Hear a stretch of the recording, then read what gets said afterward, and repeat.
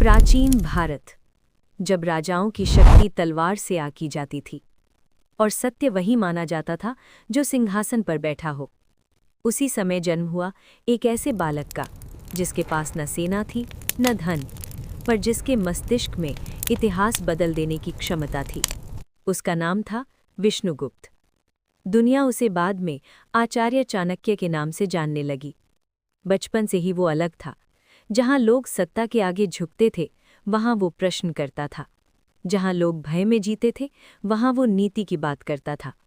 तक्षशिला में उसने राजनीति, अर्थशास्त्र और कूटनीति का गहन अध्ययन किया। उसने सीखा, राज्य तलवार से नहीं, बुद्धि से बनते हैं। राष्ट्रहित की भावना लेकर वो मगध पहुंचा, पर वहां ज्ञान का नहीं, अहंकार का शासन था।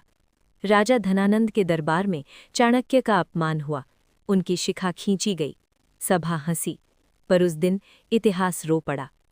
उसी क्षण एक शांत ब्राह्मण ने प्रतिज्ञा ली, जब तक इस अन्यायी सत्ता का अंत नहीं होगा, मेरी शिखा नहीं बंधेगी। और यहीं से शुरू हुई एक योग्य राजा की खोज। उन्हें मिला एक बालक, चंद्रगुप्त। साधारण जन्म, पर असाधारण साहस।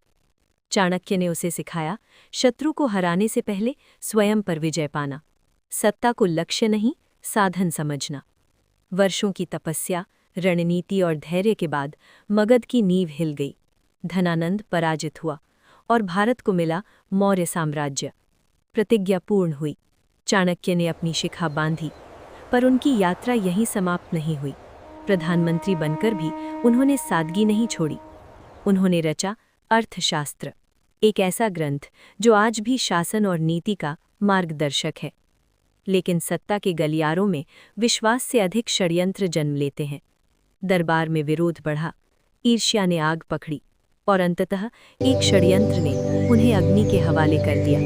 कहा जाता है, जब आग ने उन्हें घेरा, वो शांत बैठे रहे, न क्रोध न भय, क्योंकि उन्हें पता था शरीर नष्ट हो सकता है, विचार नहीं।